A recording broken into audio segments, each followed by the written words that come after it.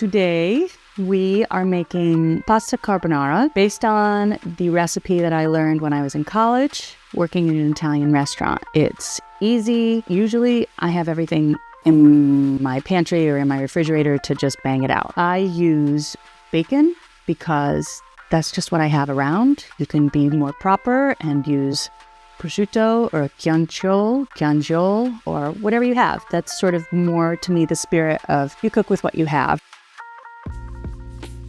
So I use this bacon. I try and keep it antibiotic free when I cook meat. I also like the fact that this is 8 ounces, so this is the perfect quantity. Plain old cooking onions, pecorino romano, which is funny. I got this on Earth Avenue when we went down there not long ago, but what cracked me up is it's still locatelli, which is what you can get at the grocery store, and flat leaf parsley and egg. The egg, before you start your prep, you should take the egg out and get it room temperature.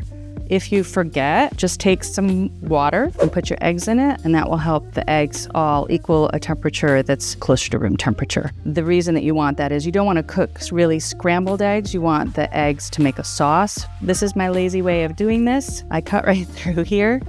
Lazy kitchen cook. We're just going to cut it into pieces. Now, your bacon has lots of salt, so one of the things you want to pay attention to with this recipe is where you put the salt in. We'll get to that a little bit later, but it's one of the reasons that this is such a delicious meal, is like the salty of the pecorino and the caramelized onions. Okay, so we're going to take this to the stove top and we're going to start it in a cold pan. I do use a cold pan so that it renders more slowly. So with rendering fat off of pork product, you want low heat, because if you just cook your bacon high heat, you're just going to crisp the outside and the fat will sort of be sealed in, and this way you get a nice slow melting of all those fats into your pan. Get that going. I get my favorite spoon, and then just keep it moving so that you're not burning. But this is such a nice slow cook that you're really not in danger until the very end. See how the fats are starting to come off here? Right? Like I didn't even put any oil or anything in the pan. We're just going to move it around and start to break these bits up so that we can get like some of those fats coming. Once this is done, we take the meat out and we start the onions. In the meantime, I'm going to go over here and chop some parsley to have for a garnish, and I'm going to grate some cheese. Yeah, these are a little small, so I'm going to probably use 1.5. You want to cut them into a dice.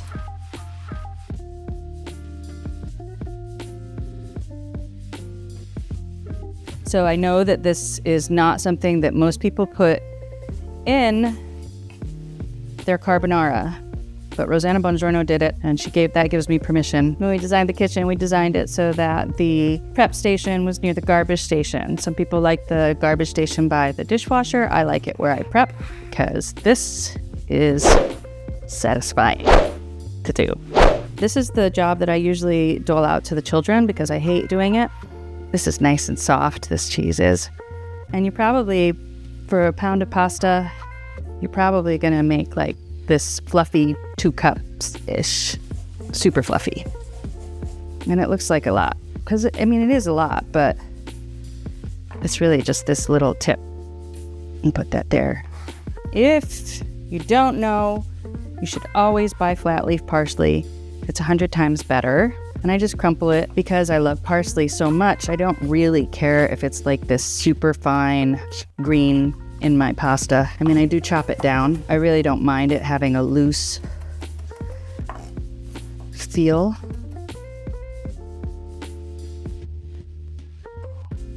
I don't always go much further than this because this to me is lovely. So for many years, I just sort of was winging it and I didn't know really how much cheese and da-da-da. And so finally somebody asked me how to make it. So I actually had to figure out that I use 3 eggs to 1 pound of pasta. Egg. Egg. Egg. Okay, so these are gorgeous. So we're not really looking for crispy bacon bits. So these are just about there to where they would start to be crispy. I mean, it's not gonna hurt anything if they are, but that's just how I do it. You do it how you want it. If you get to a point where you get to this point and you don't have enough oil, now would be a good time to add a little bit of olive oil. I'm gonna turn the heat back on low, and we're gonna start our onions. Diamond kosher salt is the only way to do it. If you salt them a little bit, that'll start getting them to let their liquid out. These also cook very slowly. We're gonna put a little wine in there, and it's gonna do two things. It's gonna cool them down, and it's gonna deglaze the pan at the same time. And this is what's gonna make them completely translucent, as my grandmother would say. We have a good little mess of these cooked through, mostly clear. They're gonna finish kind of with this steaming that's happening here and become just melted away onions. Pasta water should taste like the sea. Don't be shy with what you put in. So normally I would look for a linguine. This is bucatini, so it's nice and thick. So it's just me experimenting to see if this brand is any good, to see if we like it. All right, cocktail time.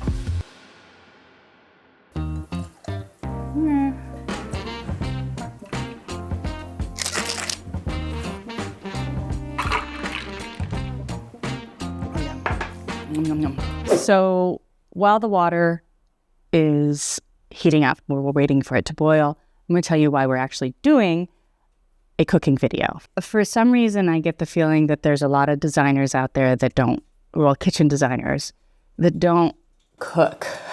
The kitchen is essentially a tool, and so you need to know how to operate that tool in order to design a better one. I really feel strongly that we need to design kitchens for people to cook, and they're not showpieces. I see a lot of showpieces on the internet that are kitchens that are way too big, way too many bells and whistles that people probably don't even use. I just have a very practical, pragmatic approach to it, that the function has to be there first, and then it can be beautiful, because function is beautiful. So that's why we're doing this. Okay, so this is a silly thing. I almost always follow their cooking time and then take off 2 minutes or a minute. Once we get this in the water, we'll set an alarm for 6 minutes. There's no need to be a hero. Set timers for everything. I use my timers all the time. Hey Siri, set a timer for 6 minutes. This bucatini is nice and thick. I mean, I usually do prefer a linguine for a carbonara, but it should really just be a noodle. Ooh, look how nice and fat this is. It's not done yet. See how it's not flexible enough, but it's nice and fat. The eggs, not cold, need to be scrambled up. And then we have our good little mess. These are cooled down, so they're not gonna like make little curdles. And the cheese. So this is a good, ugly mess of onions and egg and cheese. And then we take the hot pasta up. It's gonna have a lot of its salty water attached to it. It's not necessary to make it super strained, because that's also going to create sauce. Hey Siri, stop. So this is all scrambled up, and there's like little bits of cheese and stuff in there, and there's little bits of egg and stuff. So basically I'm just gonna take this hot stuff and throw it right in there. All that hot is cooking the egg, and that water that you tasted, because it's seasoned well, is gonna only add a layer of loveliness to this. All right, so then you just kind of keep it moving. Oh, and that's such a specific smell, man. The egg, the onion. Then we can put this in. Oh my gosh, we love this. I'm gonna do a little bit of this.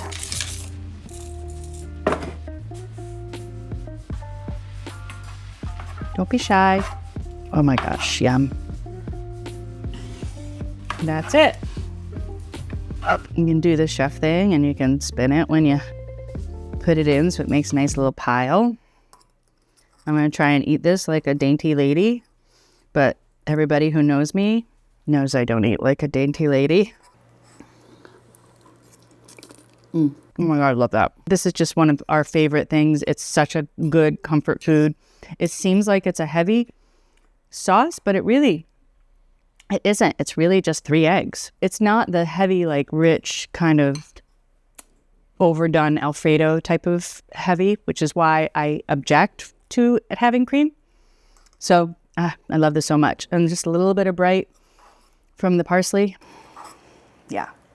Only thing I need to add is like a ton of chili flakes because I'm a chili flake lover, but this will do. I wouldn't eat ribs in public. Or corn. Because I love both of them.